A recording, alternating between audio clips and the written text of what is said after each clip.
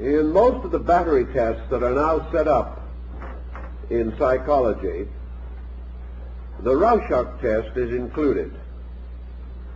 This test consists of presenting the subject with a series of ink blot designs, or designs based upon the original ink blot concept. Usually a piece of paper was taken and folded, and with a very soft and flowing pen, some word or signature was written along the fold. Then, without blotting, the two pieces of paper were brought together, and part of the design appeared on the opposite fold. When this was opened up, it resulted in a more or less symmetrical pattern. Very often this was enlarged or amplified by various devices, but the patterns were nearly always symmetrical, that is, similar on the two vertical sides of the pattern. This type of testing presented the subject with a series of comparatively meaningless blots, but very seldom did the subject ever leave them meaningless. He began to interpret what he saw. Well, in a good many cases, these ink blots did form rather interesting designs, frequently with close resemblance to some familiar object. Very often, however, the subject rejected the familiar object interpretation entirely. And if you showed the ink blot to 100 different persons, you would get a great number of different explanations of what it looked like. To some, this ink blot would resemble simply a mask or face, made symmetrical by the two sides having been blotted one upon the other. To another person, this blot took on a very strange, morbid meaning. One individual saw the laughing clown's face, and another a death's head, in exactly the same example.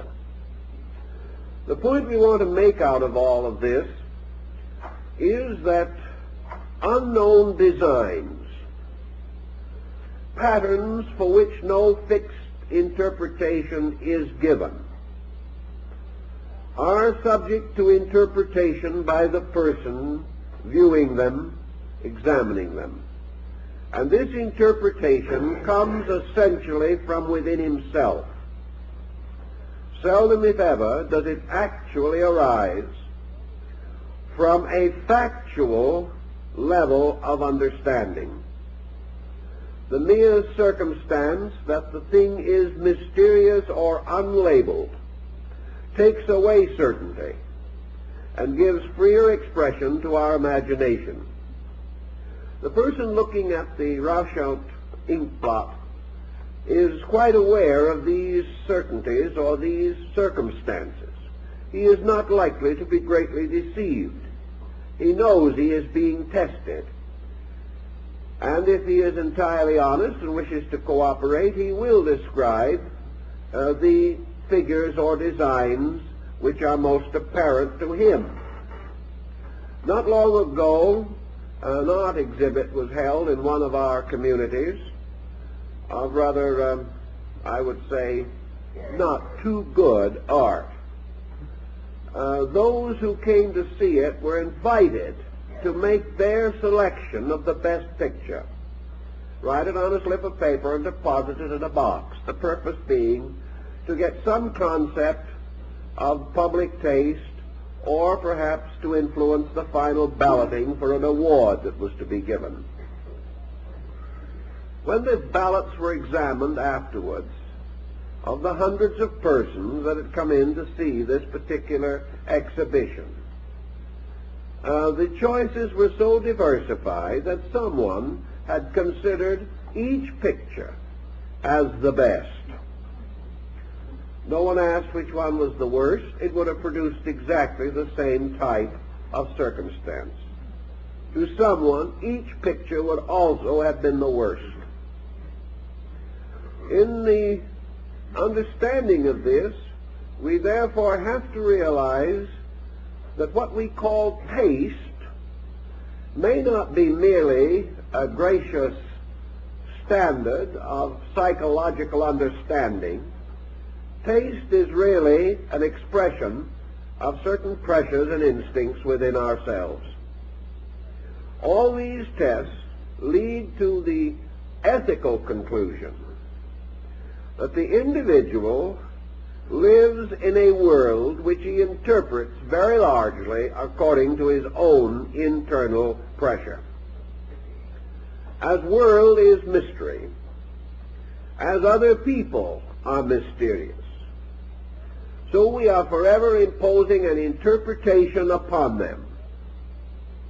This interpretation becomes more complicated if we come under psychic stress. The most obvious normal thing to do in the Rorschach testing or in any other test is that the person should see the object in its most obvious and evident shape and form. If the object to a small child, to 100 children, would all look like a bird, or would seem to be a bird to all of them, it would mean that the ink blot, in its own formation, actually approached the general appearance of a bird. It would be the natural conclusion, the obvious conclusion. If, therefore, the person comes to that conclusion with the majority who agree with him, then he may be regarded as not under any particular or peculiar distortion. But if he comes to some entirely contrary conclusion, one in which others cannot see the slightest resemblance between the ink blot and what he feels it to mean, then we suspect that he is under some rather peculiar pressure. Now let's bring this down to a more personal level. We each of us have persons around us. Each of us also has unfinished business on various levels of conduct. Most of this unfinished business has a mystery about it because we do not know exactly how it is going to come out. We plan, we hope, we prepare, but we are never certain until certain things happen. Thus we are under a certain natural stress or tension. Then with persons, we gradually come to realize that we cannot simply look at the person and decide what he is. We come to know that his kindly look may or may not be supported by his temperament. We realize that his word may be his bond and it may be worthless. He tells us that he is most sincere in his regard, but we are not certain. Later we may learn that we have been deceived and imposed upon. Thus, out of gradual experience, we come to the conclusion that we cannot entirely accept people. We cannot entirely say to ourselves, this man says he's good, therefore he is good. When we start saying that now, we're liable to be poorer rather quickly thereafter. Thus, the definition, the signboard, the name, which would make all things obvious, cannot be hung on things anymore as a certain label of their meaning or value. We see articles with guarantees. We do not trust the guarantees anymore. We hear that a certain product is of superior quality. We do not believe it anymore. Thus, the more common ways in which we came to conclusions have failed, and everything we are in contact with takes on the element of mystery. What is it really worth? What does it really represent? What does this other person really think? Is this political party really progressive?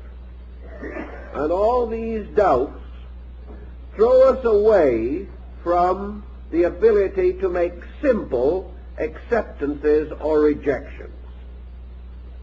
Each of these uncertainties lures a psychic content out of ourselves. Each one of these problems and each of these people becomes in its own turn a sort of Rorschach test. A test in which we are constantly trying to penetrate into meaning, trying to discover the answer to a puzzle, the puzzle of value, the puzzle of integrity, the puzzle of character, as represented in other objects and persons. And having no true scale by which to measure these uncertainties, we do not measure them at all. We simply impose our own psychic life upon them. As soon as we do this, we reveal not what they are, but what we are.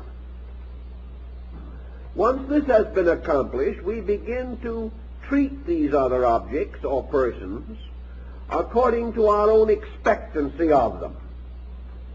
If we have decided they were bad, we proceed to dislike them. If we decide that they are good, we proceed to like them. This in turn may lead to a series of deceits. We may discover the persons that we did not like were really admirable persons, whereas our selection of the persons we do like may be so weakened by our own psychology that we select the worst of all people and are very soon injured or disillusioned by their actions. Having been disillusioned, we then turn upon these other persons, completely oblivious to the fact that we have empowered them to do this to us. We are the ones that have invested these other persons with virtues which perhaps they never claimed, or with temperaments which they never possessed or imagined that they possessed. But if these expectations of our own do not work out, then they are to blame. We are miserable. The bottom is out of our moral and ethical universe. It consequently comes to our attention rather forcibly these days that this projection of ourselves, our internal content, upon exterior objects can be dangerous. It can lead us to a whole series of disasters and is perhaps merely another manifestation of the operation of the law of cause and effect in nature. The individual who has not organized his own life projects disorder upon everything around him, then must live under the disorder which he has projected. The moment we have decided what something is, we act accordingly and set up a new series of relationships. We give this thing, which we have defined and perhaps almost created, the right to have certain distinct reactions upon us. We are open to all of the reversals of emotion and thought which arise from a wrong estimation in the first place. This wrong estimation would not have been possible had we possessed the facts. But in very few problems do we possess the facts. What we call a fact is our own interpretation of the subject. The person reading one of his own designs into a Rorschach ink blot is perfectly certain that he has read into that its real meaning. The next person, coming to an entirely different conclusion, is quite certain that that is the real meaning. until the analyst in the end finally comes to conclude that for very few persons is the real meaning of anything evident. That what we know as real meaning is our own personal reaction. Unreal meaning is someone else's reaction. This reaction is obviously false because it does not agree with ours, and ours is real. This can go on to infinity without any real grounds for moderation or for common understanding or for mutual respect on these decisions. This again merely tells us the tremendous power of our own psychic integration to influence our estimation of values. It does not mean that this integration actually causes us to change anything else. The person whom we interpret according to our interpretation is not actually changed in any way by what we think about them. There might be some ethical modification if this person feels that we have unusual confidence in them. They might rise to that confidence or try to. Or if we dislike them, they might make no effort to be pleasant. These generalities can follow. But essentially, our attitude toward anything makes no essential change in that thing. The painting at the exhibition was no better and no worse because we liked it or disliked it. It remained whatever it was. Because we have no means of changing these things, the relationships which are set up from our own interpretation of something else means that our own attitude is reflected back upon us from this thing upon which we have bestowed an interpretation. We are immediately affected by this in the term of our own preconception. It must be what we expect it to be. And the most terrible disaster of all is the discovery that our expectancy is wrong. This strikes us at the root because it assails our own egoism. The idea that we could be wrong is so abhorrent to us that we will use every device possible to relieve ourselves of this morbid possibility. To do this, we continue to heap responsibility, guilt, or blame upon the other object, convinced that we have been right in the first place, and therefore that this other person must have some strange magical power to change itself or himself so as to hurt us or to bring us misery or loss. If this is a fact, and we know that it is a fact, the greatest of all of the Rorschach ink blots that we have to work with is the world itself, the universe, the atomic age, the pressures of industry, our continual impact with things that are pleasant or unpleasant, our interpretation of radio and television programs, our interpretation of music and art, our interpretation of the newspaper, of crime, of all kinds of activities. All these interpretations arise in us. And while there are certain moral truths involved in all of these problems, it is surprising to the degree that we can completely overlook the facts. The person who is under any psychic pressure or tension has a tendency to evade facts, because the end of all fact is to bring our lesson back to ourselves, and that's where we do not want it to be. So we have a skill, an incredible skill, in justifying our own misinterpretations of the things that happen to us. We justify by means of a certain dishonesty in our own natures. And wherever there is psychic pressure, there is some degree of dishonesty, conscious or unconscious. The individual who is under tension simply is not honest. This doesn't mean he will steal anything or that he will intentionally break a law, but it means he is not honest in the estimation of his own relationships with other things, or even his relationships with himself. The moment we find pressure, we find antagonisms, we find criticism, we find antagonism between ideas, which is just as difficult as between persons. We find conflict and prejudice. We find intolerance.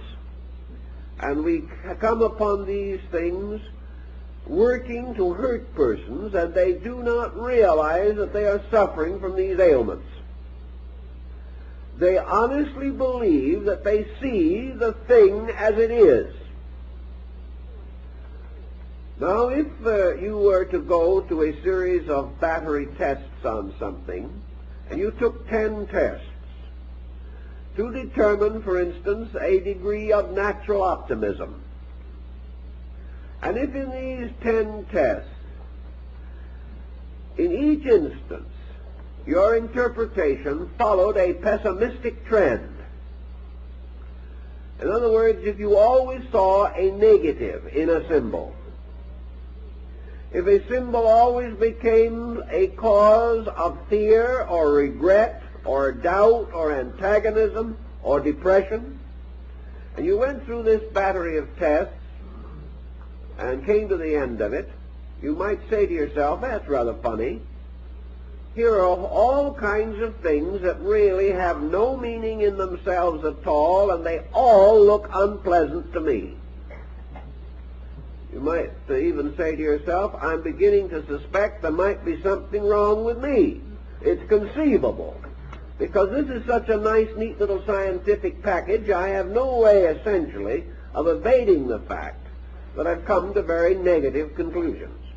But if the same person out in life, going through the years, comes to 1,000 negative conclusions over the period of entire lifetime, and lives the whole of his career emphasizing negation and cheerfully overlooking anything good,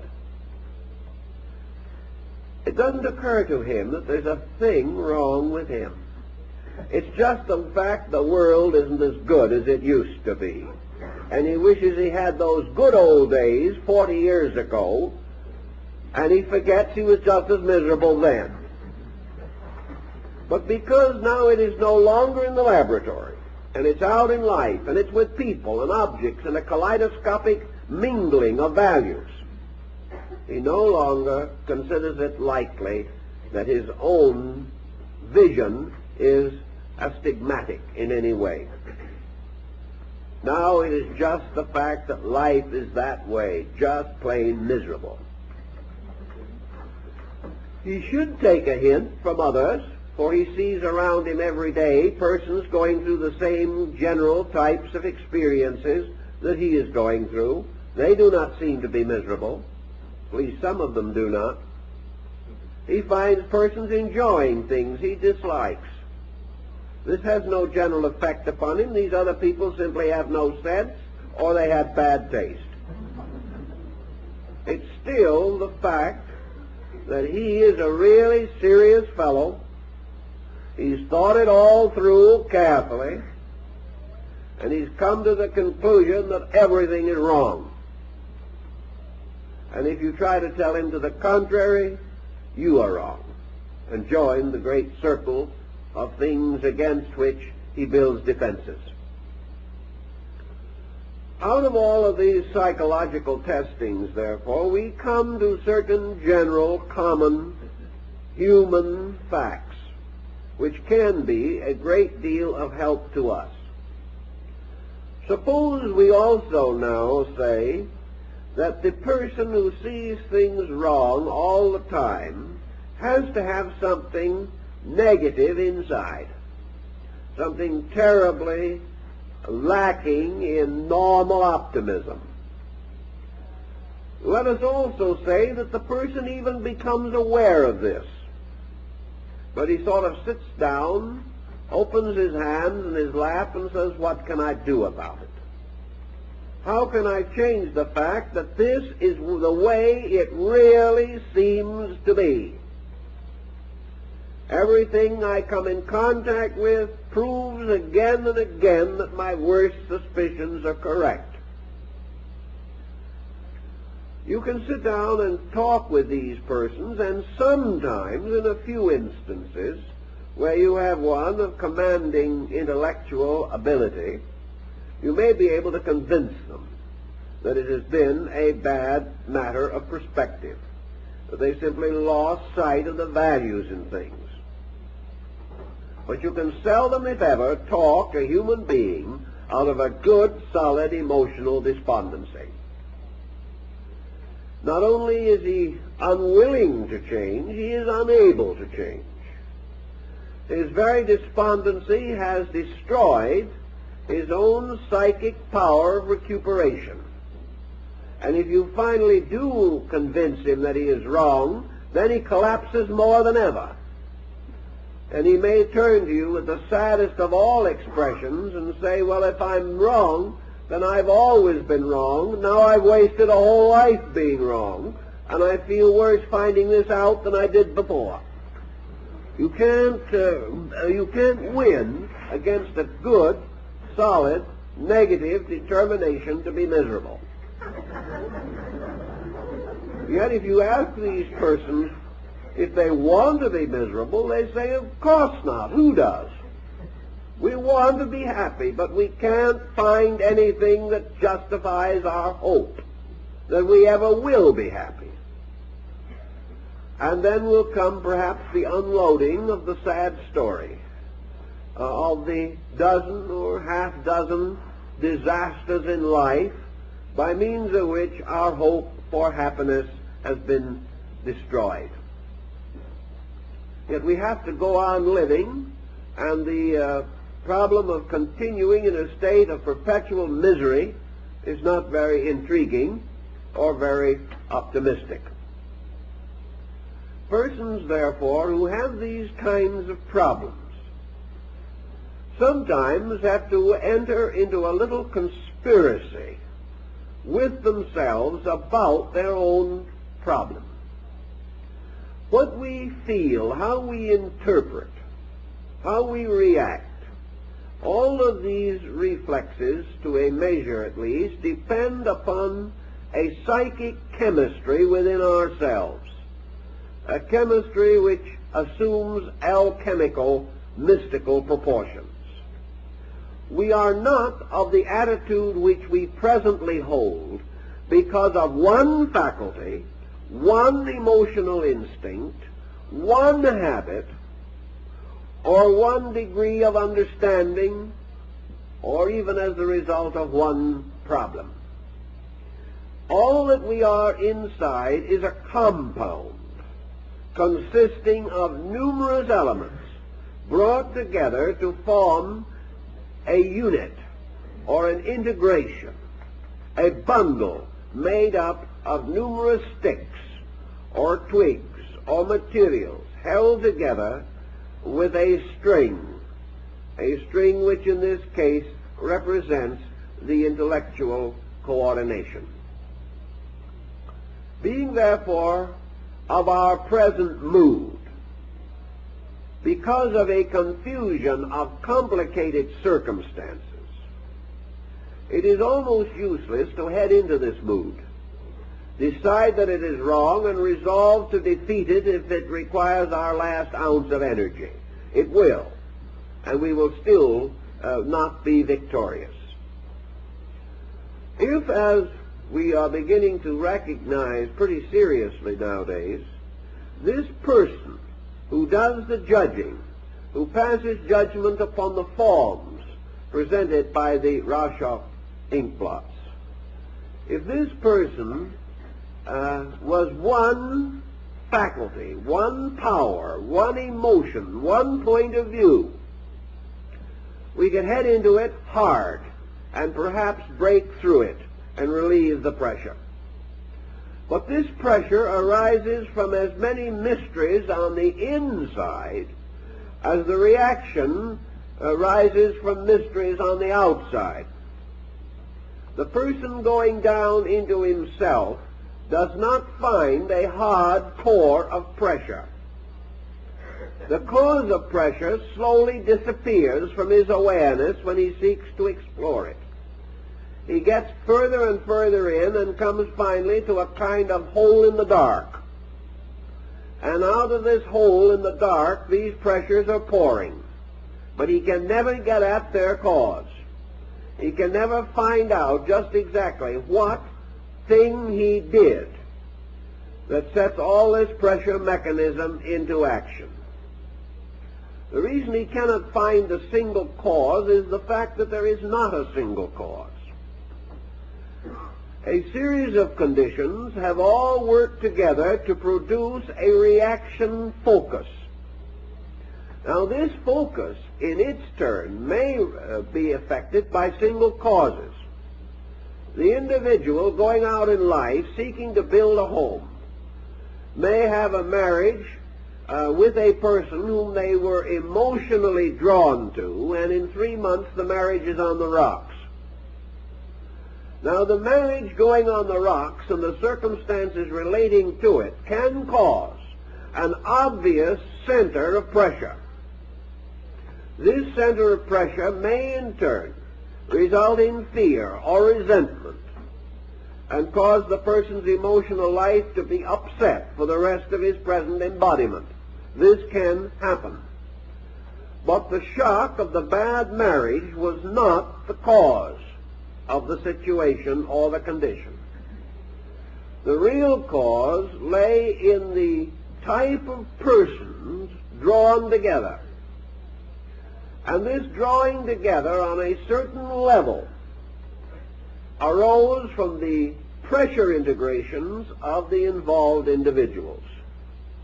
The bad choice in the first place, perhaps against the advice of those who knew better, perhaps even against the recognition within ourselves that it could be a mistake, perhaps inspired by an ulterior motive, a girl simply wanting to get away from home, perhaps one looking for only economic support.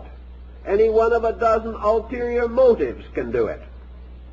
But behind the bad marriage, there was bad integration. There was something wrong. The marriage itself, going bad afterward, results in a new chain of circumstances. But the original cause was much deeper than an incident. One of the simplest things you can say about it was that somebody misjudged someone else. It was a mistaken case of judgment. And a mistaken case of judgment in this type of problem is too often the same thing that we have mentioned. The individual simply seeing himself reflected from another person. Under emotional pressure also, where the rational factors are not as active as they may be in other levels of thinking, it is particularly easy to let psychic pressure take over, and the individual forms violent attachments or antagonisms which have no actual grounds in fact, reality, or common sense. To go further then, we have the person who is moving out from a kind of compound within himself. A compound composed of at least 40 mental, emotional factors. In addition to these, numerous other hypermental factors, going far back and deep, about which we have very little knowledge today.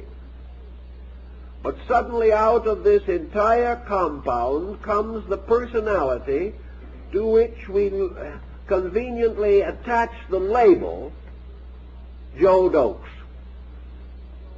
So we meet Joe, and Joe is just a good fellow.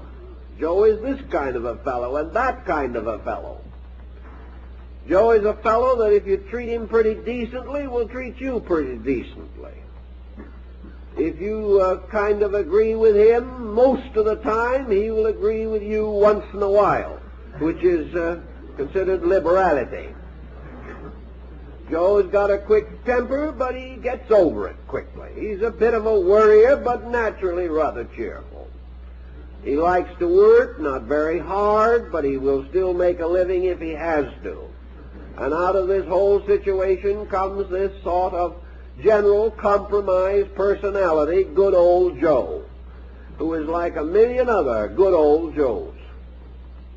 So we come along with this person, and we try to say that this part of his temperament is weak, and that part of his temperament is weak, and one of these days he may meet up with some kindly lady who will try to strengthen all his weak points and weaken all his strong points.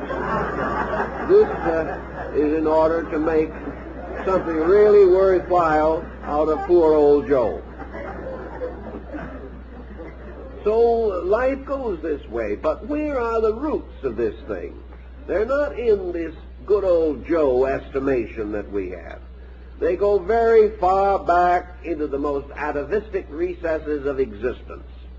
They go back to the earth and the stars and the air and all of these things. The roots of this problem are far deeper than we can ever reach. And if it's hard for us to ever understand Joe, it is harder for Joe ever to understand himself. So we come upon him and his problems, and the idea that he is simply a piece of paper with a pattern on it which we can erase and put another pattern in its place is wrong. It is not this way. Nor is it a pattern in which we can say to Joe, this particular habit of yours is doing you no good, why not cultivate one that will do you good? So he sincerely tries, and he's more miserable than he was in the first place. The pattern is so complicated that whether it is our own or someone else's, there is no direct head-on attack which will succeed in actually varying or altering the basic temperament of the person. Now, the person can have many temperaments, but they can be divided perhaps into three general classifications. He can have a temperament that is essentially cheerful, in which good cheer will be victorious over dilemma. He has an essentially melancholy temperament, in which things will always seem a little dark or dismal to him. And optimism will be a very difficult attitude which he cannot maintain continuously. Then there will be others, a third group, which seems to be a sort of middle group, in which things that happen have very little apparent effect at all. This person can live long and learn nothing. He can go through all kinds of experiences and not become aware of any pattern in any of them. And he may be sufficiently superficial so that to him nothing becomes very good or very bad. To try to get at this, then, means a very careful estimation of our own character and a determination to approach it not head-on to a difficulty, but in the realization of this compound problem. A compound is totally altered if any of its elements be changed. And a compound is something in which you do not have to destroy the compound to change it. any change alters the compound. And if the compound is made up of 100 elements, and you change one of these elements, the other 99 remaining the same, still the compound is changed. This is a very important point, it seems to me, in working with people. We have tried to make great big plans.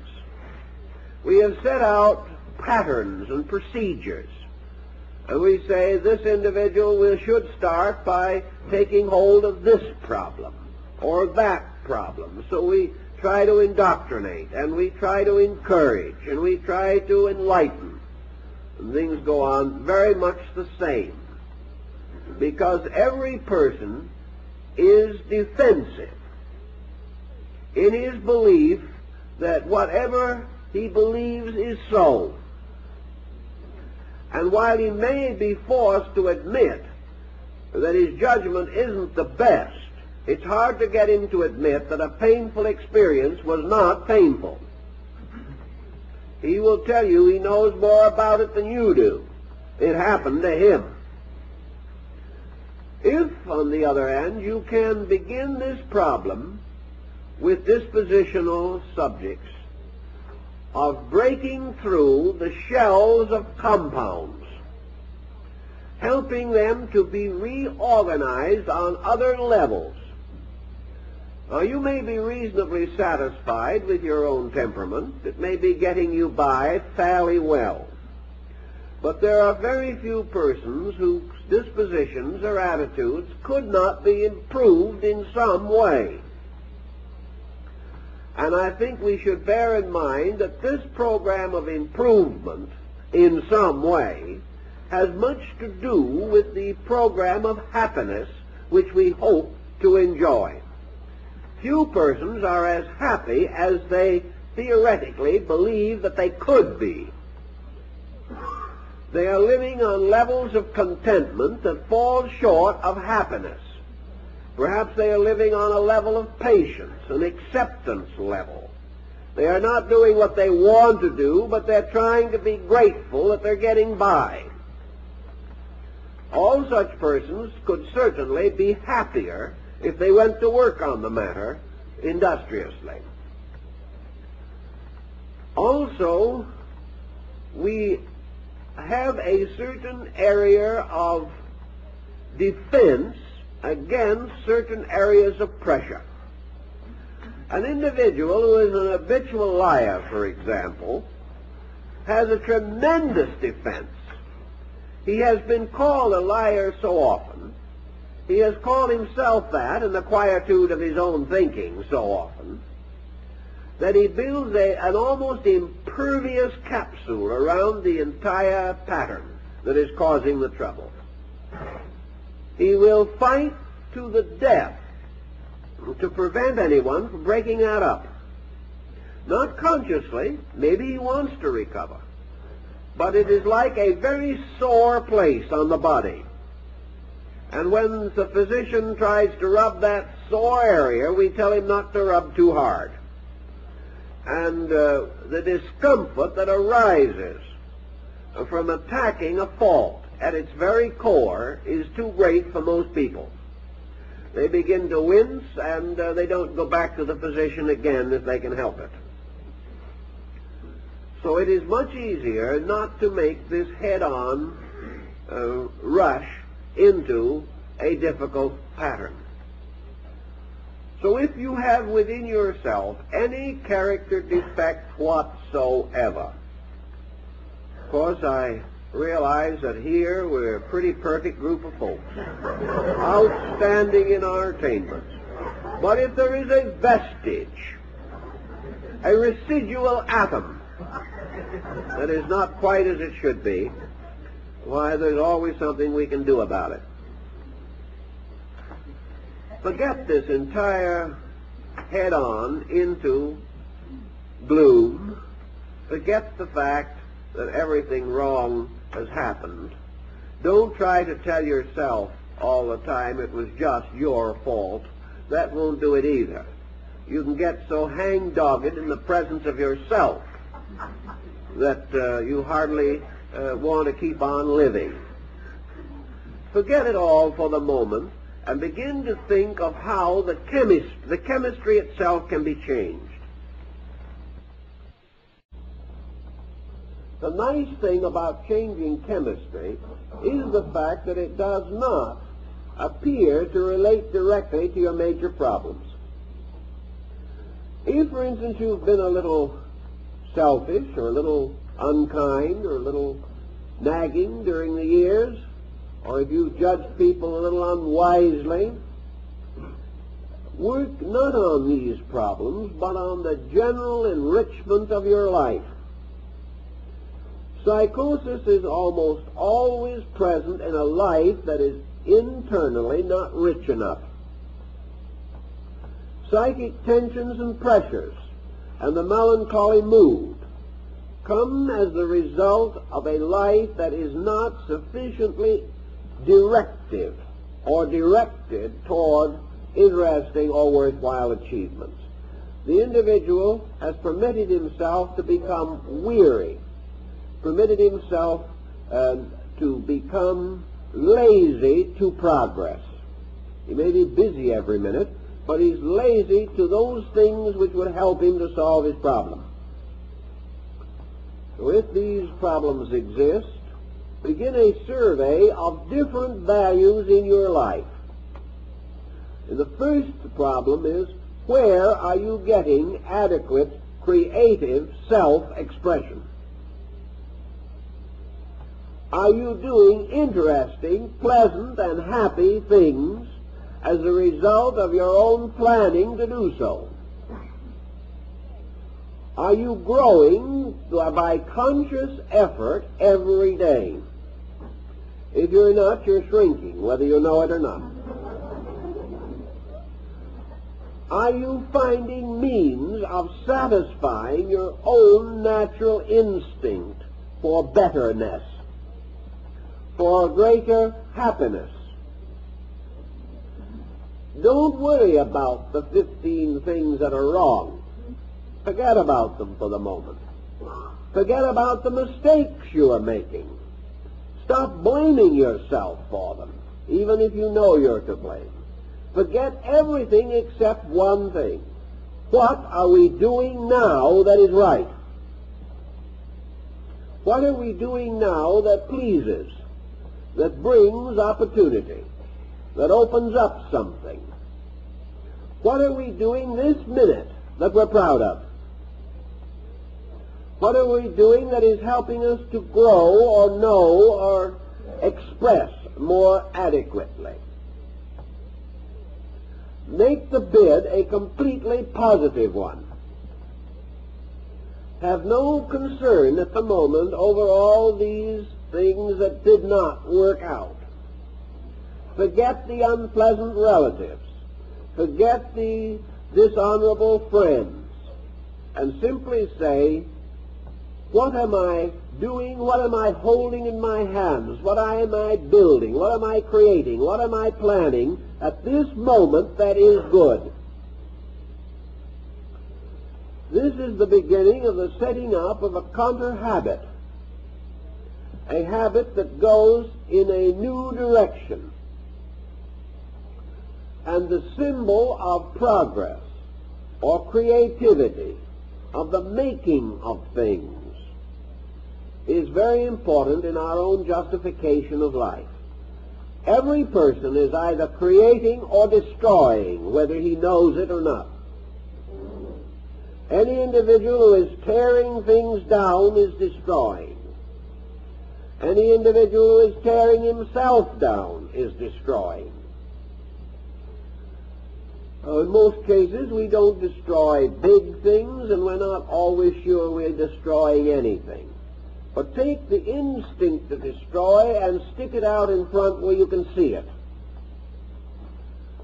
When you criticize another person, you are tearing something. You are tearing it apart. Therefore, take a piece of paper, sit down and look at yourself and tear it up.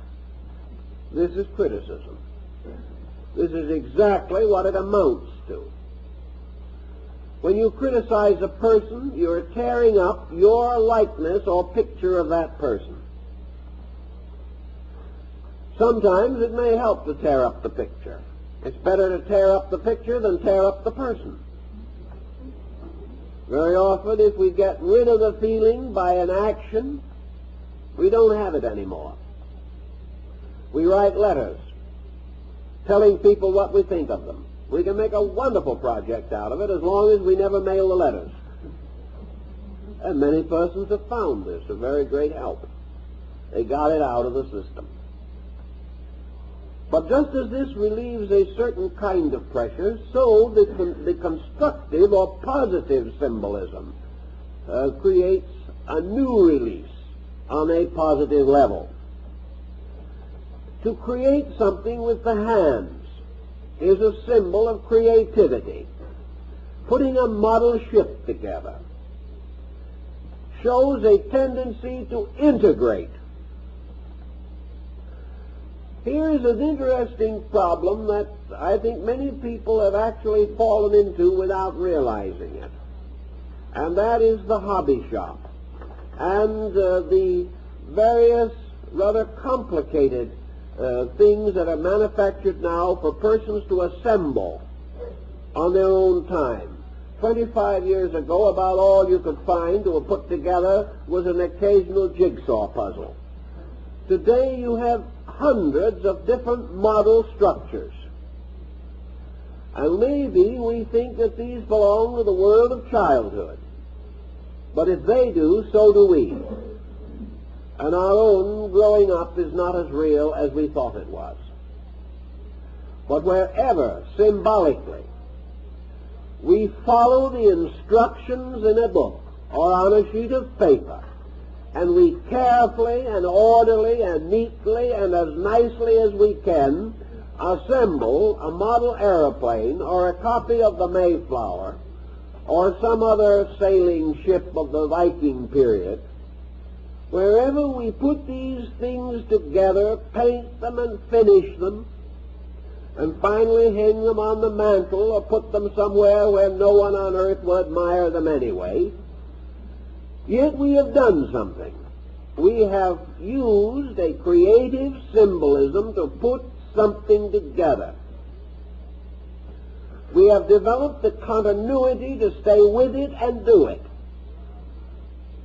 We have had an opportunity to use our hands, an opportunity that has become rather strange to many of us because of the efficiency and the mechanism of our modern world. So by the same device that we see in the Rorschach blot, some dismal thing, we can also become aware in the process of putting something together of the integration process in our own natures. This integration is a putting of the personality together lawfully, or according to the rules or the sketch or the outline or the instructions that are given to us. Wherever we have an instinct to build or create, we are safer than when we have an instinct to tear down. Also, the moment we take any impulse or instinct of any kind and transform it into an action, it gains tremendous vitality. Most introverts are non-active, or as they themselves say, they are busy inside. Well, you can be very busy inside and be very sick as a result. The release of expression through action has peculiar validity. It is one way of convincing ourselves. The moment we perform an action, the consequence of that action becomes known to us by a reflex of our own sensory perception. We can hope, we can think, we can believe, and it all happens inside. It does not cause a stimulation in the sensory perception gamut. But if we are determined to transform an idea into action, we go out and we do something. We decide, for instance, that we will draw a picture. So we take pencil in hand and we draw the picture. And the moment we do so, we see the picture we have drawn with our own eyes, and the image is returned again into our own subjective. Tremendous intensification of impact results from the fact that our picture comes back to us again through the outward sensory reflexes. If he gets this concept, he's going to then try and interpret his own pictures, which may only lead him into further complications. What we are trying to imply, rather, is that just as we arrive at certain conclusions which we do not rationalize, but which cause us to get into trouble, so we can arrive at certain other conclusions which we do not rationalize, but which will get us out of trouble. And the grand pattern of these is so simple that almost anyone can recognize them. Namely, that these patterns must not offend us, that they must advance our creativity, our ingenuity. They must create interests which cause us to want to finish them, and having so accomplished, perhaps lure us on to do more of the same. As we change in many ways, or in any one of many ways, we observe that the psychic compound changes. One healthy interest may affect a complete personality complex. One new attitude, not relating directly to the problems we are suffering from, may help us to cure those problems. The development of a hobby may reintegrate a totally unbalanced life. The individual never attacks any of his vices. He simply finds something constructive and interesting, and the vices starve to death, which is the only way to get rid of them. This means that in broad formula, remedy is always an outgrowing of the ailment. And the outgrowing of a negative attitude is rather easy, because there is really no direction you can move from the bottom except up. When you get down as far as you can go, that's it. There is only one other direction. And as almost any action will represent growth when confronted with the opposite of no action, we find a wide variety of possibilities and opportunities offered to us to improve a situation.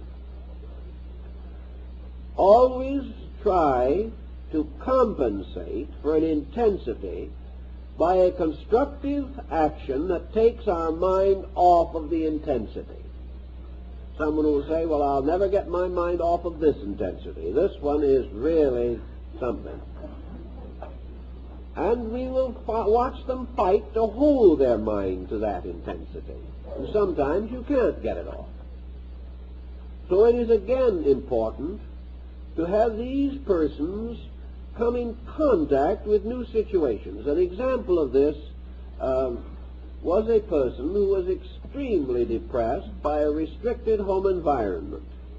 This home environment came as a result of retiring from business and the general feeling that they were too old to accomplish anything.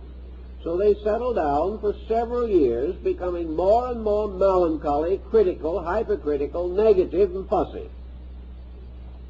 And perhaps the fussy part was the worst. All the talking in the world did not do anything about it.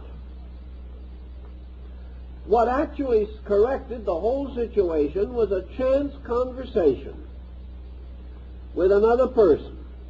And it wasn't a reforming conversation at all.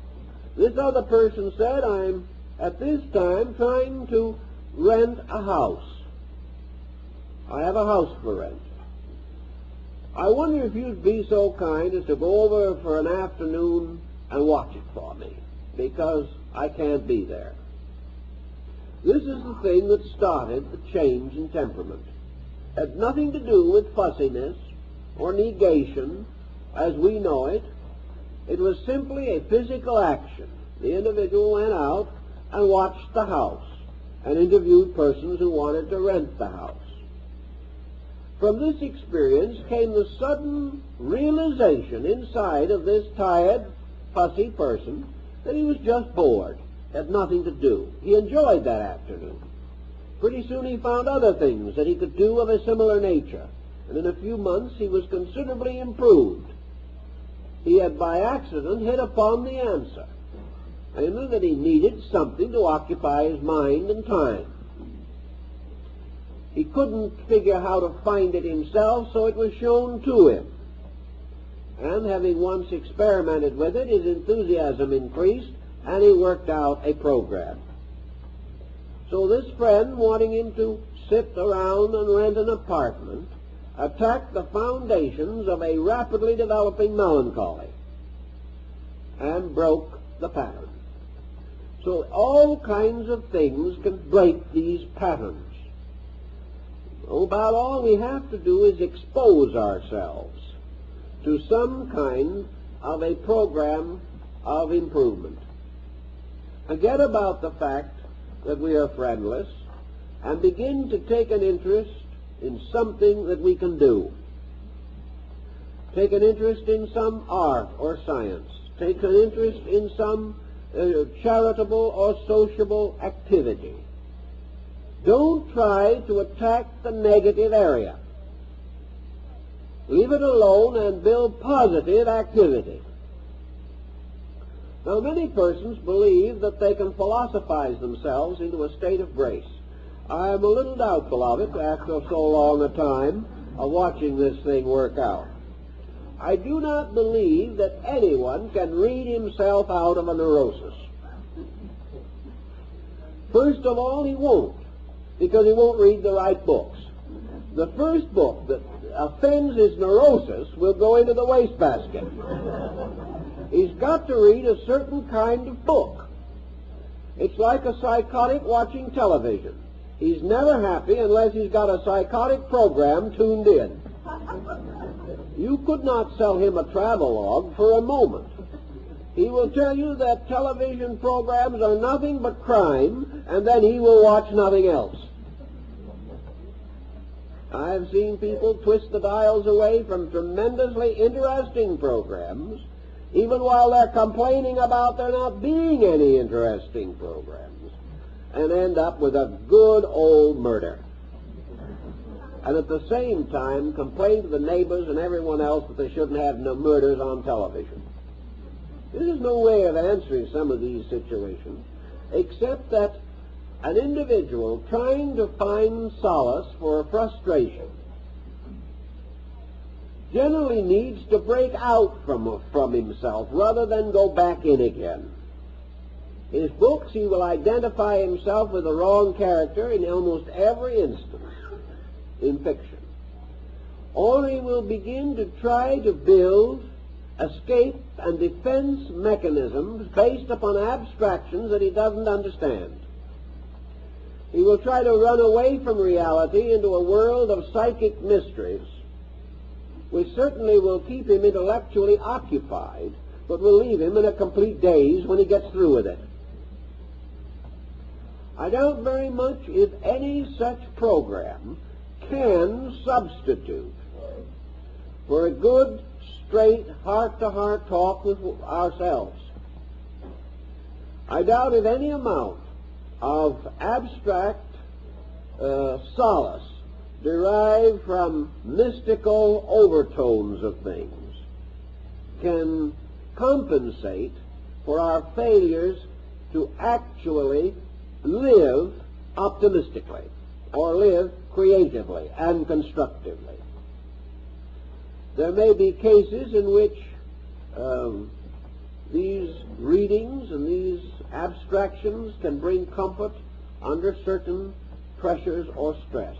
but they cannot be and never will be a substitute for life. You've got to live it. And you have to achieve your victory not in an abstraction, but in a concretion. One of the dangers with abstraction is that it enables an individual to weigh his own case unfairly. In abstraction, we can devise our own private universe. We can set it up with our own rules. We can decide in our own minds what is good and what is bad. We can make little heroes out of ourselves in relations to a private cosmos. We can devise all kinds of theories to explain the various incidents of life. And by the time we get through, we have completely lost contact with a real world. I remember this so well in connection with a number of religious and philosophical communities which I have investigated. These people decide that they will go down into the southeast corner of the Argentine and start a new world brotherhood community. Well, I'll give it 6 months, and the world brotherhood will have a civil war. These good people, wanting to run away from the world and all of its problems and stress to set up the ideal community in Timbuktu, have overlooked one difficult problem. There is nothing more terrible, tragic, or incredible in life than a group of good people trying to live together. Because there are so many unpleasant and uncomfortable ways of being good. For most persons, good involves the right to censor the conduct of everyone else that lives. And good people are forever being hurt, disillusioned, disappointed in other people who are not so good. And the not-so-good people are having a very difficult time with the good ones. So the community fails. It fails because people cannot run away from life, and if they get in some isolated situation or a very different and remote area, then they have nothing left to do but think of themselves and each other and gossip from morning till night. This situation goes for the person who tries to go inside of himself, build a private universe, leave the world behind, and try to be very beautiful in spite of everything that is happening. He can't do it. It will not operate. It will not function in society. The only thing he can do is to start in this gentle program of creating a new series of symbols until he is able to look at the design in the Rorschach ink blot and see something smiling at him instead of glowering at him as it did the first time he looked. That is the basis of his recovery, is that gradually the universe looks better. People look better. Situations look better. Now, you can't be a blind optimist. We know perfectly well that we are heavily laden with problems. We also know, however, that most of these problems are beyond us as individuals. Therefore, worrying about them is merely an escape mechanism. And I think it is true, whether we like to acknowledge it or not, that many of the people who are worried over the cosmos, worried over the bomb, worried over the smog, worried over all kinds of things they can do nothing about as individuals, are really developing tight little escape mechanisms. They are going to worry about something that is big and that they can do nothing about because they do not want to face themselves now and worry about the things they could do something about. It's wonderful to live in the presence of something so big that anything you can do is useless. and people I have heard who have nothing on their minds except the constant pressure of social problems, are also people who should have much more of their mind on their own dispositions, which are usually in terrible shape. But it's interesting to have no time left to think about yourself because you're worrying so much about cosmic uncertainties. Let's watch that a little bit and realize that there is much more to be gained for us by turning our attention constructively to one fault of our own than there is in 24-hour-a-day vigil for the next 50 years worrying about the miseries of mankind. One is so completely futile that it offers no inducement to the practical individual.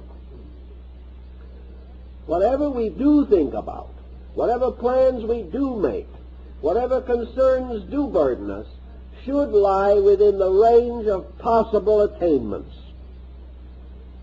We should not give much time to a situation which is completely beyond our capacity to influence.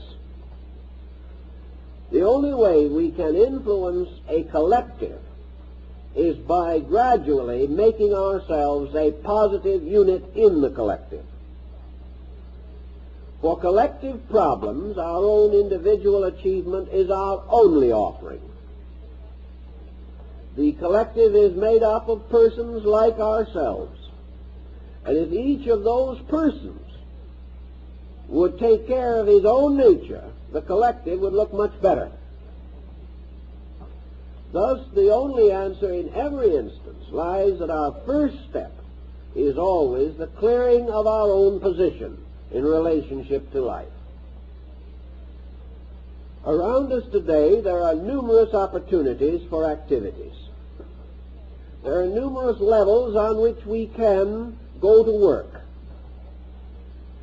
There are things that every person can do that will create changes in his psychic integration. Most of these changes arise from self-improvement. Therefore, sometimes it is necessary to take a look around and see what can be done in this direction. Almost any form of advanced knowledge gives the person an instrument of skill or of self-directive, or at least of constructive interest. I know friends who have taken weaving, for example, not because they expected to make cloth by the 100 yards. That wasn't the primary motive.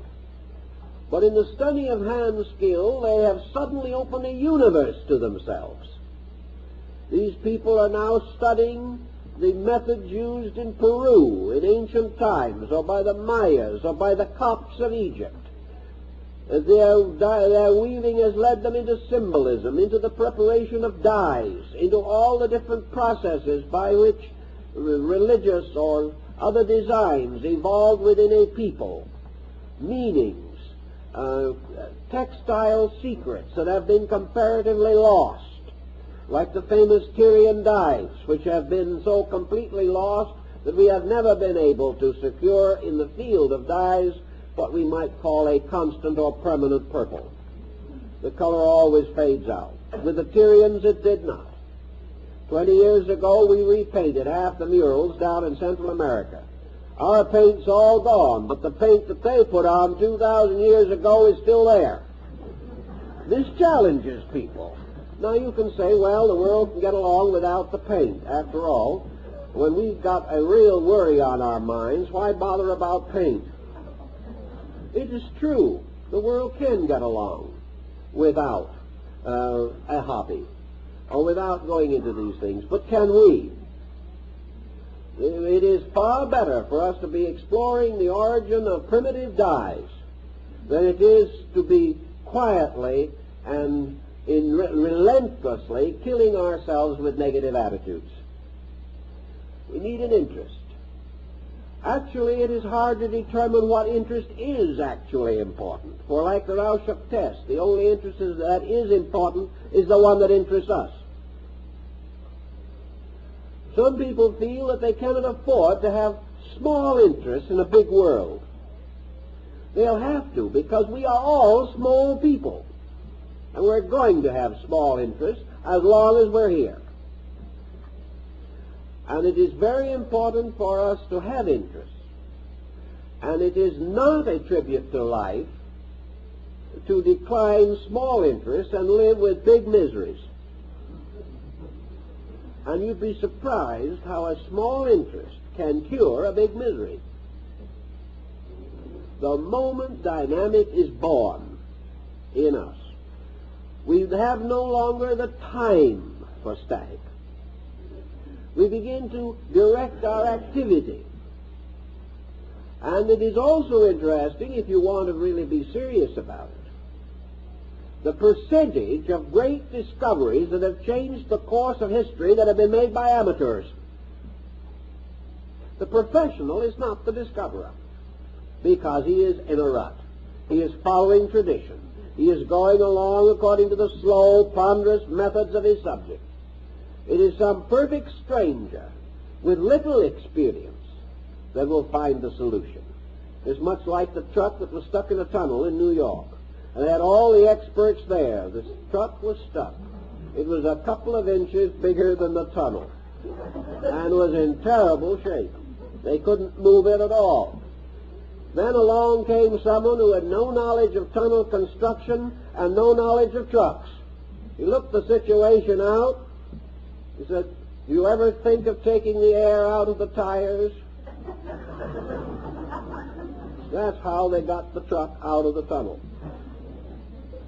Someone comes along with an idea. And whenever we are interested in anything, we're vulnerable to ideas. Ideas that may be small, but others that may change the course of history. We do not know. But we have no ideas while we're sorry for ourselves. If, therefore, we are willing to break through, supposing we do have a life in which we see a dozen different corrections that should be made in character, just let's not worry about them. Let's learn to play a good game of chess. Let's take some interest, music, art, literature, hobbies, crafts. Let's begin regardless of the period of life and go to school again. Not necessarily trundling down the road with the books under one arm. We can do it by extension courses from universities and adult education programs. Learn things, build things. Work constantly to move knowledge forward. Many large communities where there are art galleries and museums have very splendid programs relating to art. Lectures, pictures, exhibitions, tours conducted through the museums. Today in large communities there are cultural events of all kinds. The individual who begins to understand the importance of culture suddenly realizes that it is not measured in pennies and dimes, it is measured in peace of soul, in the ability to become adjusted, and to have this adjustment in turn reflect in every performance or action that we indulge, so that as a result of a different internal, we are suddenly better friends, better relatives, and more intelligent babysitters. Whatever it is that we are doing becomes a richer experience only if we are richer people in value. And the tremendous cure for all faults is this enriching of life. Now, some persons also take the attitude that nearly all such avocational activities are expensive. That in order to be cultured, you have to be rich. This is not true. The average person wastes today more in trivia that produce him nothing than it would take him, than it would cost him to plan a very well-balanced, purposed program toward personal integration. This is the kind of program that will save you the psychologist's fee to start with. Cut down your medical bills. Cut down money wasted desperately in an effort to get out of a mood, or money wasted because you were in the mood when you bought something you didn't need and didn't want. With a very moderate expenditure, an individual can develop interests that will enable him to become positive to something.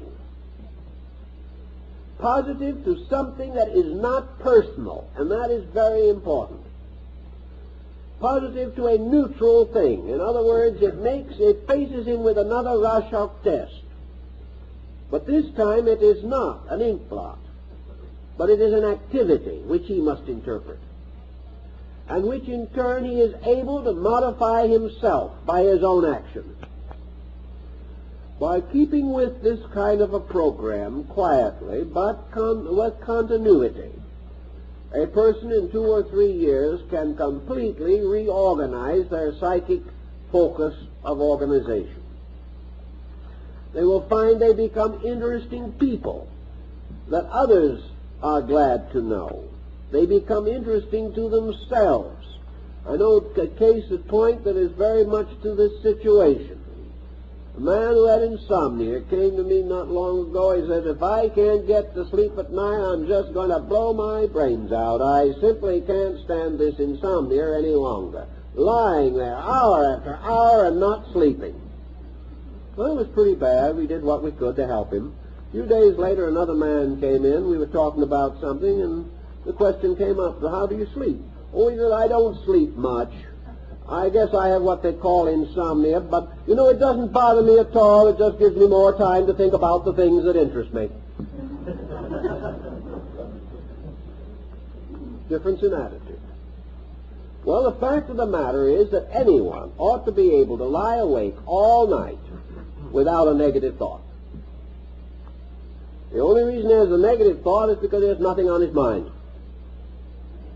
If he can use that time to advance a program, think something through that he wants to do, plan for things of the future, remember beautiful or wonderful things that have happened to him, or relive delightful and inspiring experiences, or just simply muse quietly about values and principles that are important. Any individual should be able to do this. But today an individual misses a little sleep and he has to take sedation because he can't live with himself. This is not due to the fact he's going to die for lack of sleep. Nature will never permit this. It's simply that he makes himself sick. The greater part of the disaster of insomnia is not the lying awake. It is the fact that the person uses this period to slowly but resolutely tear down integration, to become so much more psychic over it that it is 100 times worse than the loss of sleep. Everywhere in life it is the same. So we have to work on these attitudes, nourishing them with better food, giving them a diet that is suitable to their needs. Every instinct of fear has within it the same energy that is used for hope and faith. Every criticism uses the same faculties and problems of analysis that can also give us commendation. Every bit of depression is using the same negative reaction to energy, for which a positive reaction is optimism and courage. There is only one life principle, and we are using it or abusing it all the time. When we use it, it makes us happy. When we abuse it, it makes us miserable. And when we are in habits that are too hard to break and too difficult to head into and just fight them day by day, we have this wonderful opportunity of forgetting about the bad ones and begin building new good ones. building them slowly and patiently, not frightening ourselves to death or wearing ourselves to death, but building quietly a positive life. And if we will do this, the old negative life will be submerged in it and lost. Thus we transform the whole pattern and come in the end to a much better level of energy support. A good pattern is like nutrition, a happy project, something that makes us really enjoy life, is far more valuable to us than vitamins. Very often we use vitamins only to sustain our melancholy. They give us the rich vitality with which to be uncomfortable and unpleasant. Actually, if we are doing things that we love and enjoy and make sense to us, we have our energy. This constant deflation of energy is largely boredom, largely the individual unhappy because life is meaningless. So we supply pills to keep meaningless people going. What is more important is to supply meaning. Then people can keep themselves going. And you can run a good hobby on what you pay for pills these days. So just try to get hold of this idea of simply building a new self, a new purpose of self. Using only such good parts of the old as are adaptable, but definitely striving to work out an interest and permitting no one to defeat you. Don't worry about the obstacle. Don't worry about the fact that the first line of interest may not be the final one. Break through anything that will help you to have new insight, new interest, new knowledge, new positive conversation, and new constructive thinking. Then just work with those new patterns. And in time, you will create a new world. And the universe around you will look better. The people you work with will look better. And you will look a lot better when you look in the mirror. There's nothing like reintegration on constructive patterns for psychological facelifting. It will do tremendous things. And we just don't fight these problems anymore. Just build something good. And just let the problems die of neglect. If you will do that, I think you will find it will bring positive and useful and profitable results to yourself and those who you want to make happy or who depend upon you for inspiration and guidance. Time's up, so I have to quit.